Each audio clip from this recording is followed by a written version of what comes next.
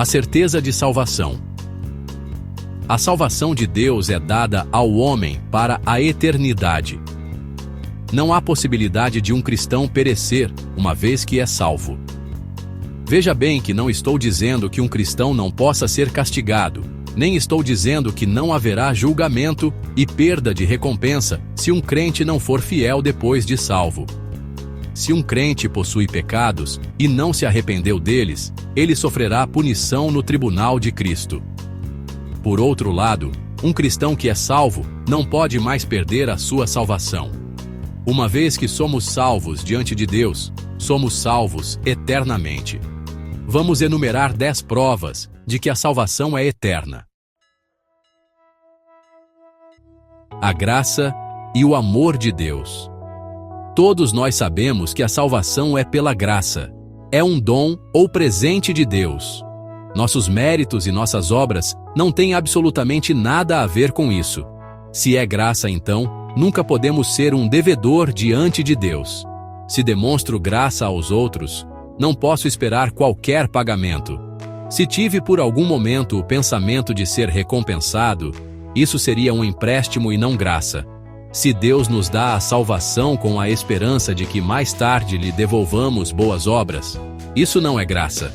O que é dado de graça não pode ser retribuído. A Bíblia diz claramente que a salvação é um dom, ou presente de Deus. Porque o salário do pecado é a morte. Mas o dom gratuito de Deus é a vida eterna em Cristo Jesus, nosso Senhor. Porque pela graça sois salvos, mediante a fé. E isto não vem de vós, é dom de Deus, não de obras, para que ninguém se glorie. O dom de Deus é a vida eterna. Assim não é possível perder a vida eterna que recebemos. Deus não nos dá algo para depois pedir de volta. Um empréstimo pode ser cobrado, mas algo que é dado de graça não pode ser reclamado. Se a vida eterna nos foi dada de graça, então, ela não pode ser reclamada de volta. Assim jamais perdemos a salvação, a vida eterna. Deus é eterno e imutável. Uma vez que Ele nos deu algo, Ele nunca pedirá de volta. Lembre-se que Deus nunca pede emprestado e nem empresta. Ele apenas dá.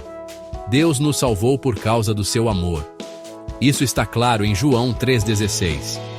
Porque Deus amou ao mundo de tal maneira que deu o seu Filho unigênito, para que todo o que nele crê não pereça, mas tenha a vida eterna. Se quando nós éramos pecadores Deus nos amou, ao ponto de nos dar a vida de seu Filho, seria possível Deus rejeitar alguém depois de convertido que se tornou fraco ou inconstante? O amor de Deus não muda, e a sua graça também não. Ora, antes da festa da Páscoa, sabendo Jesus que era chegada a sua hora de passar deste mundo para o Pai, tendo amado os seus que estavam no mundo, amou-os até ao fim.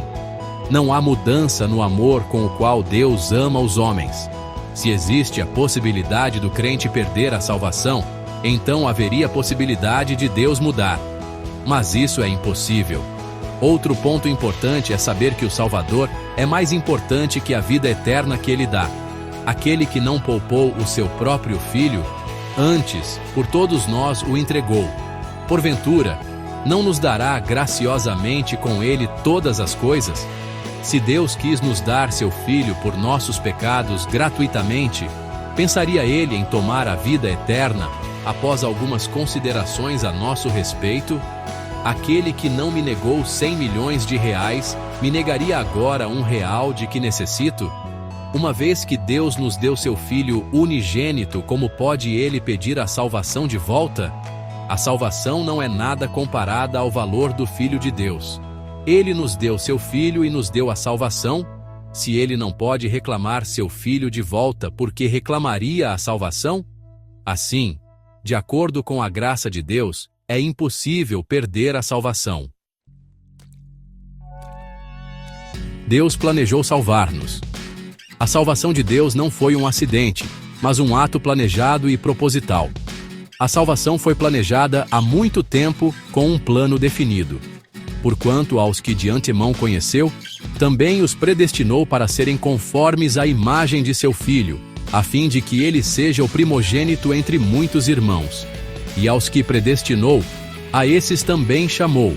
E aos que chamou, a esses também justificou. E aos que justificou, a esses também glorificou. Nós fomos salvos quando fomos justificados. Deus, porém, nos conheceu há muito tempo. Nossa justificação é que veio mais tarde. O texto de Romanos é uma corrente, onde o primeiro elo é o conhecimento prévio de Deus. O segundo é a nossa predestinação. O terceiro elo é o chamamento. A justificação é o quarto elo. O quinto elo é a glorificação. Nós pensamos que conhecemos a Deus quando fomos justificados, mas Deus já nos conhecia. E aqueles que Deus conheceu, Ele marcou. Ele nos marcou para sermos idênticos a Jesus. Ele não quer ter um único filho, mas deseja que sejamos filhos assim como Jesus é. A nossa história com Deus não começa no dia da conversão, quando fomos justificados, mas começa na presciência de Deus. Se perdêssemos a nossa salvação, seria o caso de questionar a onisciência de Deus. Se Ele sabia que seria salvo, como não ser agora? Deus não pode mudar a nossa justificação sem afetar a sua presciência, predestinação e chamamento. Deus é o princípio e o fim, o alfa e ômega. Nós começamos e não terminamos, mas Deus nunca. A obra que Deus começou não pode parar na metade do caminho. A salvação é obra de Deus, não é obra nossa. Foi Deus quem nos salvou. Estou plenamente certo de que aquele que começou boa obra em vós há de completá-la até ao dia de Cristo Jesus. Se a salvação pudesse parar no meio do caminho, isso significaria que Deus não terminou o que começou. Mas isso é impossível. Ele começou na presciência e nos levará até a glorificação. A nossa salvação está eternamente segura. Se depender de nós, iremos falhar. Mas a obra de começar é cumprida por Ele, e também a obra de preservar. Fomos feitos filhos de Deus. Que tipo de salvação recebemos? A salvação é uma obra de regeneração, ou seja, recebemos a vida de Deus. Mas a todos quantos o receberam, deu-lhes o poder de serem feitos filhos de Deus, a saber, aos que creem no seu nome. Somos nascidos de Deus. Recebemos o poder de sermos feitos seus filhos. Nascemos de novo pelo Espírito Santo de Deus. Todo aquele que crê que Jesus é o Cristo é nascido de Deus. E todo aquele que ama ao que o gerou, também ama ao que dele é nascido. Quando um pecador crê no Senhor Jesus, ele é salvo, e Deus lhe dá uma nova vida. Sabemos então que Deus nos gerou. Somos agora seus filhos. Como esse relacionamento pode ser desfeito? Se você tem um filho mau, rebelde e indisciplinado, você pode renegá-lo no tribunal, mas ele continua sendo seu filho. Um mau filho também é nascido de seu pai. Vocês compartilham de uma mesma vida. O mesmo acontece entre nós e Deus. Recebemos o poder de sermos feitos filhos. Mesmo se tornamos desobedientes e indisciplinados, ainda somos filhos de Deus. É uma questão de natureza e relacionamento. Não há mais como mudar isso. A única alternativa para acabar com o relacionamento de pai e filho é pela morte de um dos dois. Sabemos que Deus não morre. E agora que recebemos a vida eterna, a morte também não tem mais poder sobre nós. Depois que Adão pecou, Deus colocou um querubim com a espada flamejante diante da árvore da vida. Deus fez isso para que Adão não comesse do fruto da árvore da vida e assim vivesse eternamente. Então, disse o Senhor, Deus, eis que o homem se tornou como um de nós, conhecedor do bem e do mal. Assim que não estenda a mão, e tome também da árvore da vida, e coma, e viva eternamente. Nós somos os redimidos. Nós hoje comemos do fruto verdadeiro da árvore da vida, que é Jesus. E por isso, recebemos a vida eterna, e viveremos eternamente. Isso é um fato que não pode ser mudado. 4. Somos membros de Cristo. Quando fomos salvos, não fomos apenas regenerados, mas nos tornamos um espírito com o Senhor. Além disso, nos tornamos membros do seu corpo. Mas aquele que se une ao Senhor é um espírito com ele. Ora, vós sois corpo de Cristo, e, individualmente, membros desse corpo. Não sabeis que os vossos corpos são membros de Cristo? E eu, porventura, tomaria os membros de Cristo e os faria membros de meretriz? Absolutamente não. Quando um pecador se converte, ele não apenas recebe a regeneração e a vida eterna, mas se torna unido ao corpo de Cristo para se tornar um membro de Cristo. Se fosse possível agora perecermos, isso significa que o corpo de Cristo seria mutilado. Este corpo teria um dedo a menos, a metade de um nariz, faltaria uma perna e assim por diante. O corpo de Cristo não é apenas uma ilustração, ele é uma realidade espiritual, algo concreto. De maneira que se um membro sofre, todos sofrem com ele. E se um deles é honrado, com ele todos se regozijam. Se um membro do corpo sofre, todos os outros sofrem com ele. Se um membro tiver de ir para o inferno, então todos os outros membros sofreriam. Esta é a unidade do corpo de Cristo. Maridos, amai vossa mulher, como também Cristo amou a igreja e a si mesmo se entregou por ela, para que a santificasse, tendo-a purificado por meio da lavagem de água pela palavra, para a apresentar a si mesmo igreja gloriosa, sem mácula, nem ruga, nem coisa semelhante, porém santa e sem defeito. A igreja é o corpo de Cristo. O Senhor está purificando esse corpo pela água da palavra até poder apresentá-lo igreja gloriosa sem defeito algum. Mas se um membro puder se perder, então teremos um corpo mutilado e não um corpo perfeito. Assim, um membro do corpo não pode se perder jamais. Uma vez salvo, salvo para sempre. 5. Somos casa espiritual de Deus. Quando os cristãos individuais se reúnem, eles se tornam um templo. Todo cristão é como uma pedra nesse edifício e o Senhor Jesus é o alicerce. Ele é fundamento, uma grande pedra, e nós somos pequenas pedras edificadas sobre ele. Também vós mesmos, como pedras que vivem, sois edificados casa espiritual, para serdes sacerdócio santo, a fim de oferecerdes sacrifícios espirituais agradáveis a Deus por intermédio de Jesus Cristo. Se houvesse possibilidade de um crente perecer, então a casa de Deus teria uma aparência mais desagradável do que uma casa velha, pois num instante uma pedra seria retirada e, no momento seguinte, seria recolocada. Assim as paredes estariam cheias de buracos. Deus é um planejador e arquiteto, e ele já separou o material para a edificação de sua casa. Nenhuma pedra escolhida será perdida. Edificava-se a casa com pedras já preparadas nas pedreiras, de maneira que nem martelo, nem machado, nem instrumento algum de ferro se ouviu na casa quando a edificavam. Temos como ilustração a edificação do templo. As pedras eram cortadas e lapidadas na montanha. Assim, na edificação não houve som de instrumentos de ferro.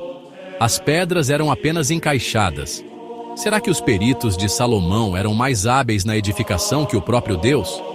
Deus cometeria equívocos quando assentasse uma pedra? Deus não saberia calcular? No Velho Testamento ele usou homens para edificar, mas no Novo Testamento ele próprio edifica.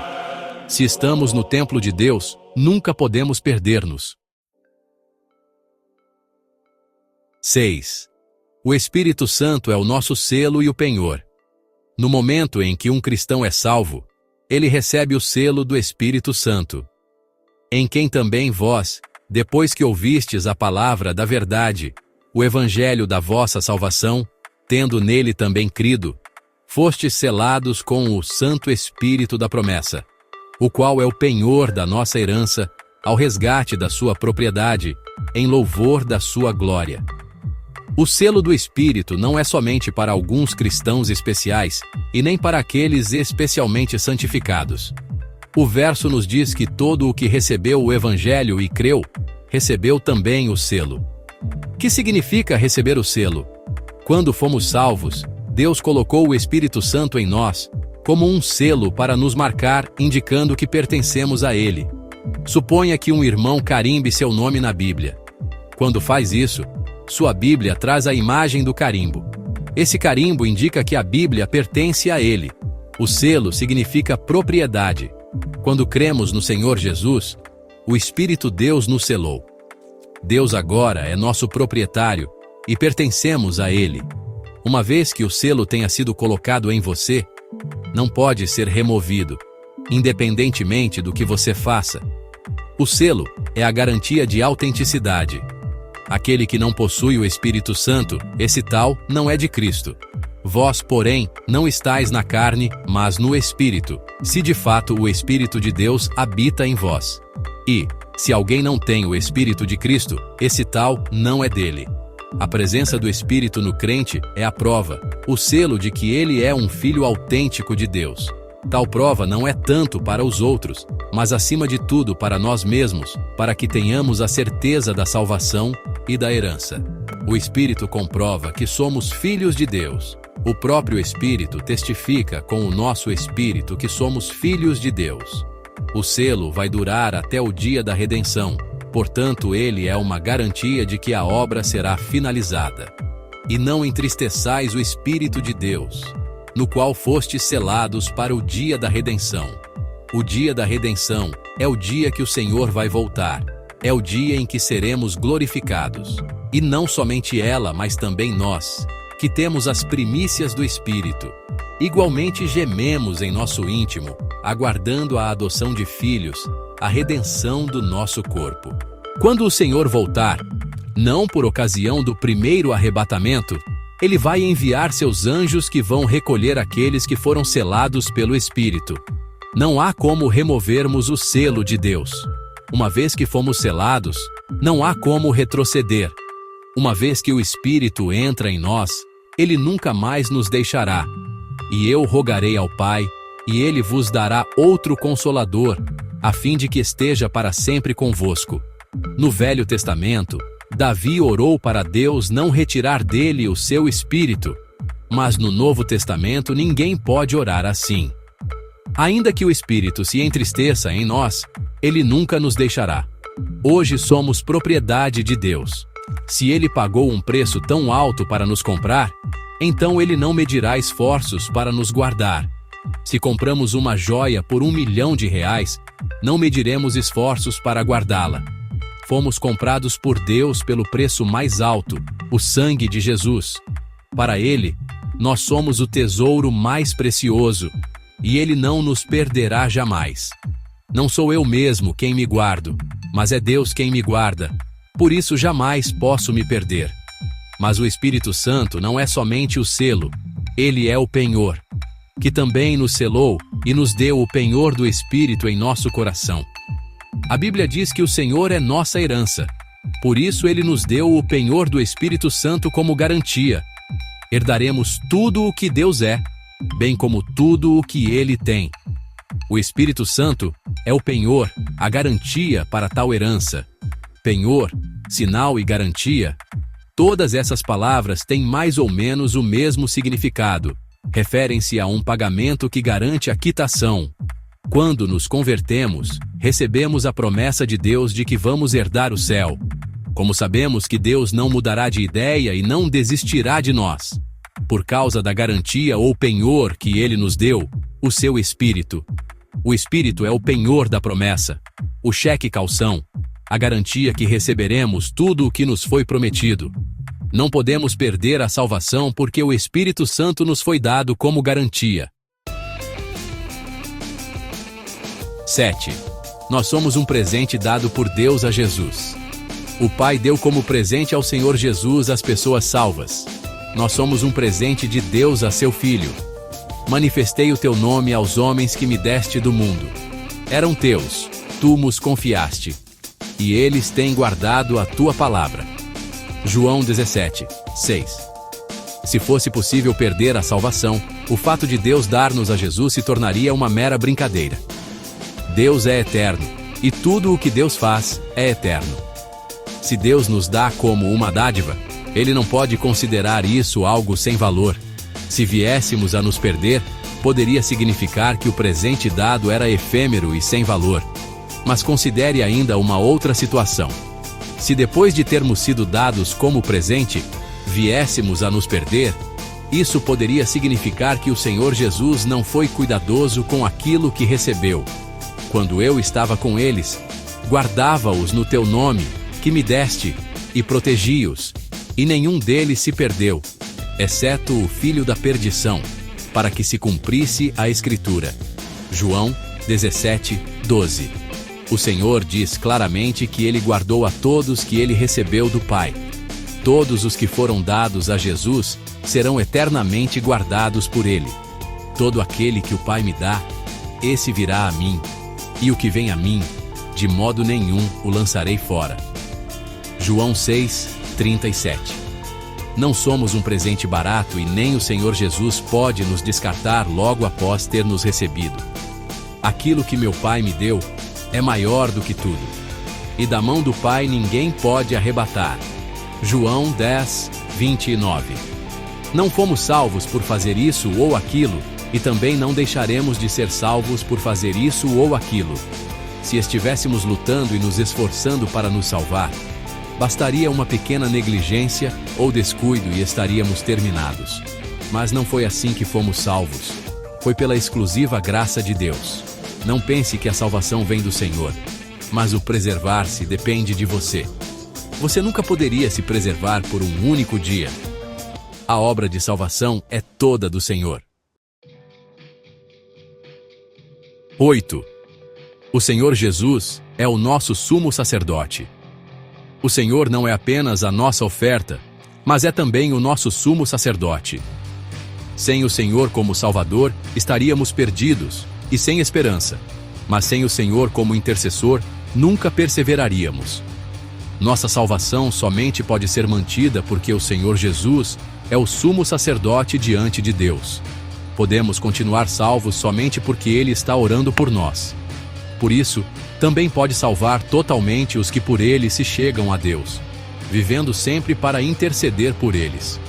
Hebreus 7:25. Se você tem um amigo incrédulo e ora por ele, Deus pode salvá-lo. Muito mais poder tem a oração de Jesus, que está continuamente diante do Pai. Ele pode manter-nos salvos eternamente. O Senhor não está intercedendo pelo mundo. João 17:9, mas Ele intercede por nós. Qual o propósito de sua oração por nós? Ele ora para Deus conservar-nos e proteger-nos a fim de sermos como Ele, sermos separados do mundo e sermos um. Jesus disse que o Pai sempre o ouve. Assim Deus o está ouvindo hoje, e assim podemos ter certeza de que somos guardados.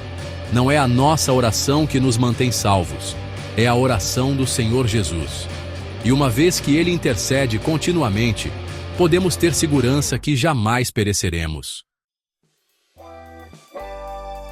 9. É Deus quem nos guarda. Nossa salvação não depende meramente do nosso crer. Ela depende também do poder protetor de Deus. Não somos nós que nos guardamos, mas é Deus quem nos guarda. É pela graça que recebemos a salvação de Deus e é também pela graça que recebemos o guardar de Deus. Sois assim insensatos que, tendo começado no Espírito, estejais agora vos aperfeiçoando na carne? Gálatas 3:3. Somos nós quem seguramos em Deus ou é Deus quem nos segura? Ser guardado pelo poder de Deus significa que caso eu me perdesse, a culpa não seria minha, mas de Deus. É irreverência pensar algo assim, por isso jamais podemos perder a salvação. Que sois guardados pelo poder de Deus, mediante a fé, para a salvação preparada para revelar-se no último tempo. 1 Pedro 1:5. A salvação pode ser dividida em 3 estágios. A salvação mencionada aqui refere-se ao último estágio, o dia da glorificação. Assim o Senhor nos guarda até o fim. A salvação é algo inteiramente relacionado com Deus. Se a preservação de nossa salvação dependesse de nós, não seríamos capazes de conservá-la nem mesmo por 2 horas, quanto mais por um dia. Mas, se o Senhor Jesus que a preserva, então somos guardados. E por isso, estou sofrendo estas coisas. Todavia, não me envergonho, porque sei em quem tenho crido, e estou certo de que Ele é poderoso para guardar o meu depósito até aquele dia. 2 Timóteo 1:12. Tudo o que Paulo depositou será guardado até a volta de Jesus. Portanto, estamos salvos o tempo todo até aquele dia. Se algum dia eu fosse para o inferno, não seria uma grande perda. Todavia, para a glória de Deus, a perda significaria muito. Sua glória seria danificada, pois significaria que Deus não me guardou bem. Por causa de sua glória, posso dizer que não há como perder a salvação de Deus.